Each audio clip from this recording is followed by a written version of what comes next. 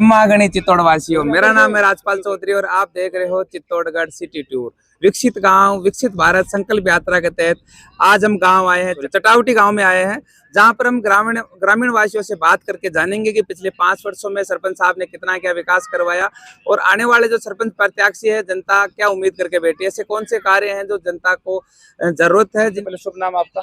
राजू जी, आपको बताइए पिछले 5 सालों में क्या विकास हुआ आपके गाँव में? कुछ नहीं हुआ, किसी प्रकार का कोई विकास नहीं हुआ। सरकार की योजनाओं का कोई फायदा मिल रहा है? नहीं मिल रहा है। आप ग्रेजुएट हो, आपको जो सरकार द्वारा जो छात्रवृत्ति मिल रही है वो मिल रही है? नहीं मिल रहा। किसी प्रकार का कोई विकास नहीं हुआ? कुछ नहीं। आपका शुभ नाम सर? चेतन। चेतन जी, कौन कौन सी समस्याएं आपके है इस गांव में 5 सालों में विकास नहीं हुआ? एक तो पानी की समस्या है और एक रोड की समस्या है और नाली नहीं है गाँव में। मतलब पानी रोड नाली किसी भी प्रकार का कोई विकास नहीं हुआ। शुभ नाम सर? कुलदीप गारू। तो सबसे पहले तो एक नालियों का ये बताइए कि देखो यहाँ नालियों में गंदगी है, यहाँ पीछे की तरफ मकानों के आगे पानी और कचरा भरा हुआ है और गांव के लोग ये कह रहे हैं कि कुछ भी विकास नहीं हुआ। सरपंच साहब यहाँ सरपंच साहब कौन है? सरपंच साहब तो गोपाल जी अहिर, गोपाल चांदपुरा। यहाँ पे नालियों का टेंडर नहीं होता है, नहीं नालियाँ निकली जा रही है, ये नालियाँ सब टूटी फूटी पड़ी है। किसी प्रकार का नहीं हुआ। विकास नहीं है। आप कुछ कहना चाह रहे हो सर? माता जी, आपका पेंशन आ रही है? पेंशन नहीं आ रही है। पेंशन आ रही थोड़ी आ रही है। पानी का कुआं है, उसके नल नहीं चला लाते गांव के लोग, सरपंच कुछ तो व्यवस्था नहीं करते हैं और वो पानी पाइप लाइन बंधी हुई है, उसमें कोई पानी चलाने वाला नहीं मिल रहा है।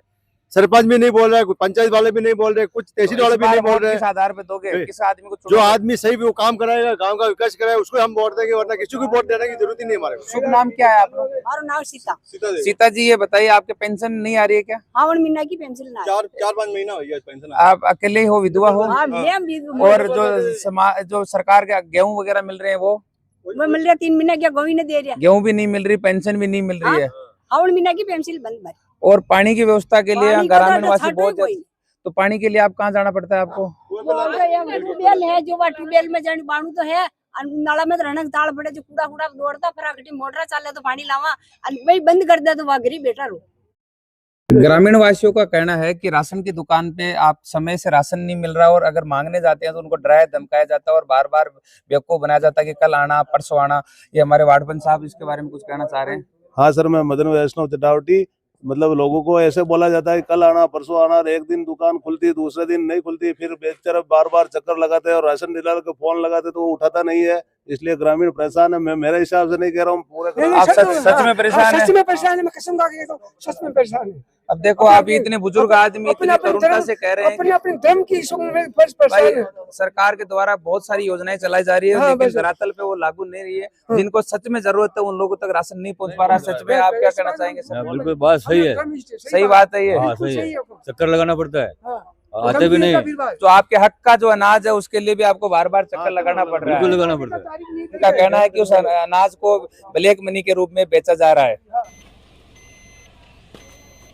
ऐसी है कि यहाँ पे कुछ भी नहीं हो रहा। बताइए आप क्या समस्या है?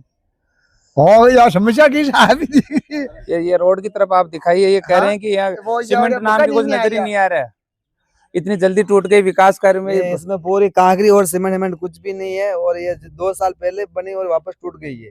ऐसे कार्यकर्ता काम करते हैं, ठीक है। मतलब आप कहना चाह रहे हो कि भ्रष्टाचार खूब स्तर पे हुआ इसलिए रोड सही नहीं बन रही? नहीं, कौन है सीमेंट कोई नहीं दूड़ो नहीं, तो इसमें कुछ नाली की सुविधा है न कुछ भी है, ठीक है। पानी इधर का उधर। ये रोड पास हो चुकी है लेकिन अभी तक नहीं बनी। वास्तव में नहीं बनी सर। जो इसका मटेरियल डाला था वो भी सब उठा के ले गए और ये गली भी बाकी पड़ी है। तो आपने सचिव साहब और सरपंच साहब से इसके बारे में बात की? बिल्कुल बात की साहब, कितनी बार बोला तो वो ऐसे ही बोलते हैं कि हम करवा देंगे, बजट आएगा, बजट नहीं है हमारे पास, ऐसे ही बोलते हो। मतलब बजट का बहाना लेकर ये ग्रामीणों को बेवकूफ बनाया जा रहा है, ऐसा इनका कहना है। और इनका कहना है कि पानी की टंकी बनी हुई है लेकिन अभी तक वो खाली है, जिससे दूर दूर कूड़े पर पाइप लाइन नहीं होने की वजह से दूर हैंडपंप या कुएं पे जाना पड़ रहा है पानी के लिए।